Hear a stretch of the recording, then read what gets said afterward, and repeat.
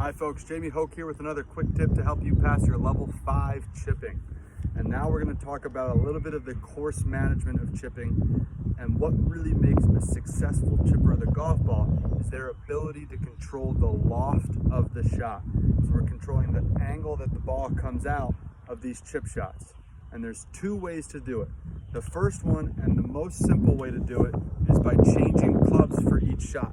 So I can use my highest lofted wedge for a little bit of a higher shot, or I can use an iron or even a hybrid to create that low running bump and run shot that's going to go a little bit further.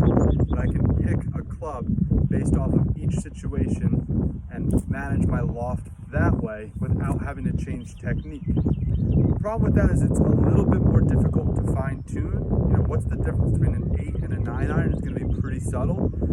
A lot of people prefer to use 1 or 2 clubs around the green and manage their loft with their setup and how they swing it. And we can do that by how much shaft lean we add to the club.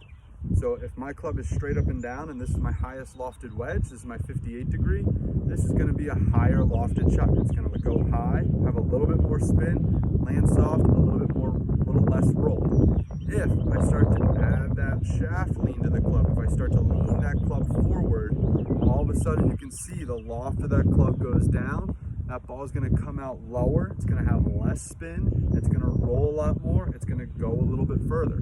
So I can turn this high lofted club into a pitching wedge, a 9 iron, and an 8 iron. This is getting to the extreme, but this is how we can manage the loft of the club. So the more I lean the club forward in my stance, the less loft it has, the more it's going to roll. What we want to do is create a standard shot with a loft that we expect the ball to come out of, and then change it according to the shot. So here I've got a couple balls. I might use my 58 degree for my standard shot. So again, we're staying nice and close.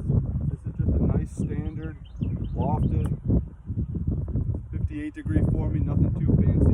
Now if I want to hit it a little bit further, a little bit higher, I might have my hands back a little bit, but I'm keeping the same technique. You can see it goes a little bit higher, a lot less roll. Now if I want to play one nice and low, we can have that club leaning forward. Same technique. It gets a little bit of that skip, but it rolls out quite a bit.